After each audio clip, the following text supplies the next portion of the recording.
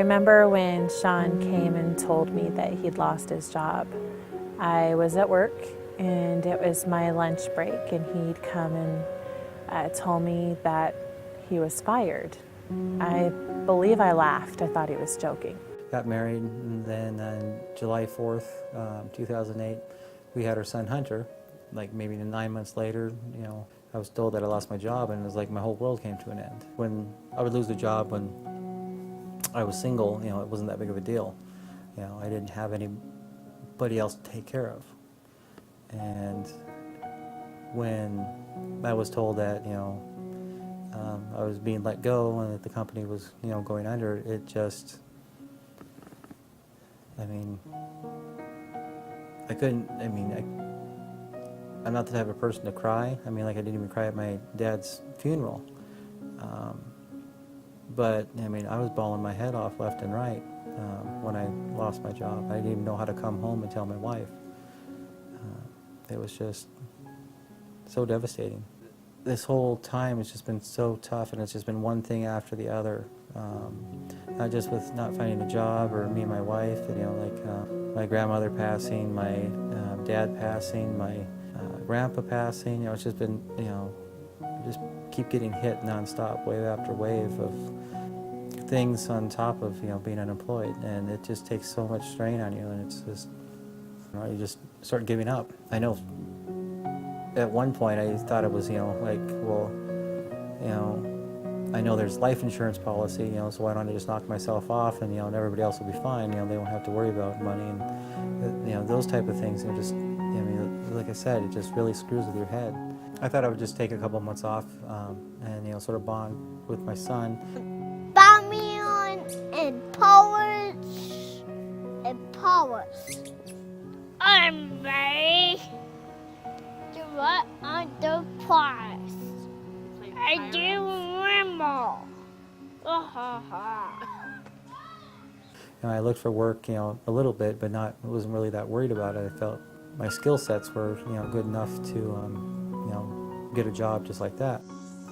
Stressful and difficult because, rejection letter after rejection letter, you start losing all your self-confidence, and like right now, I think I have, hardly any self-confidence about, my abilities and what I can do. He gets a design job, and sometimes the simplest design, he doesn't think it's good enough, or he says he doesn't know what he's doing, and just the lack of confidence is definitely there when he used to have that confidence. It does make me feel frustrated because it seems like no matter how many times I tell him that he's still very good at his job, he may be out of practice and doesn't do it as quickly as he used to. He doesn't believe that. He's very stuck in thinking that he's no longer good at his profession. It's really embarrassing when your friends come up to you that know you've been out of work for a while, and they say, so are you working yet? Where are you working? So-and-so has 2 jobs, and you can't even get one. I used to be able to do any type of work, computer tech, hard labor, manual labor, building things, anything. While working at Target, I herniated discs in my back and have a pinched nerve. It's very hard and painful for me to stand, for long periods of time. I can still do the intensive labor, but the next day, I can't even get out of bed. I can't even move. So it's just, it's not like I can go out and apply for any job. I have to actually think about, can I actually do this? I don't like letting people down. And if I just go take a job to get a job, when I know physically I can't do it anymore, I hate letting people down. The ideal jobs that I've been looking for would be, web and graphic design, photography, technical support, but I've also been applying at like Lowe's, Home Depot, Shopko, basically anywhere that's hiring that I know I can do. The job market this whole time has just been, crazy. It's like they say the unemployed need not apply. Don't want to hire people that have college degrees. It's just become crazy. I'm starting to have to, I guess, lie in my resumes and applications. Say I don't have a college degree and I don't have this or don't have that, just to try and get a job. And it's just doesn't make sense to me.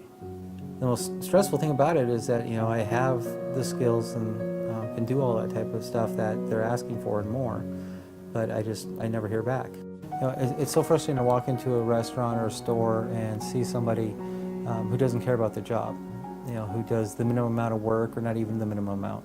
All I'm thinking in the back of my head is, you know, I want that job, or I'd be grateful to have that job. You know, like when I deliver flowers, I'm so happy and excited, you know, I just feel alive again. And I think part of that has to do because I'm actually getting in the house, I'm actually doing good for my family, you know, I'm helping make ends meet, you know, and if that makes sense at all. Throughout the, you know, the whole 3 years, you know, I've had several side jobs. I worked as a KJ and DJ, I mow lawns, maintenance on houses, basically anything I can do for making extra income, I do. And then a friend of mine, Danielle Hansen, she has a florist shop. I worked doing deliveries and just helping around the shop. And if I didn't have her, me and my family wouldn't have a roof over our head right now. That's how bad it's been. It was back to living from paycheck to paycheck. There have been times when we've been down to our last $2 in the checking account and didn't know what we were going to do. It's been hard. We can't even get help. I mean, I'm diabetic and I have other medical issues, and I can't even afford to go to a doctor. I can't even get my medication. My health is, you know, starting to deteriorate because I can't take care of myself. I'm actually terrified to go back to work. It may sound stupid, but I've been out of work too long doing web and graphic design that, you know, I look at the work I've done lately and it just looks, you know, horrible to me. I think it just has to do with self-esteem, but, you know, it's how I feel. You know, and then also, you know, it's like, okay, I get a new job, and then what happens if I lose that a month later, or, you know, the company goes under, you know, it's just, you know, it's terrifying to think that because, I mean, I know what I've gone through and what my family's gone through. Me and my wife, Michelle, we really never fought until like 4 or 5 months after I lost my job when money started becoming tight. And it got so bad that, you know, she even left me, and, you know, that was extremely tough. I decided to leave and I took our son with us because I just got so angry and so frustrated, and there was so much anger in our house and we were just fighting so much. I think either one of us was hearing the other person. We got some help from a class at our church called Sacred Marriage. Things aren't perfect, but I have moved back home. I think our communication is a little bit better. So I think even during this stressful time, if we just keep communication open and leave the anger at the door, that, you know, it'll be a lot easier for us. Love you, Daddy.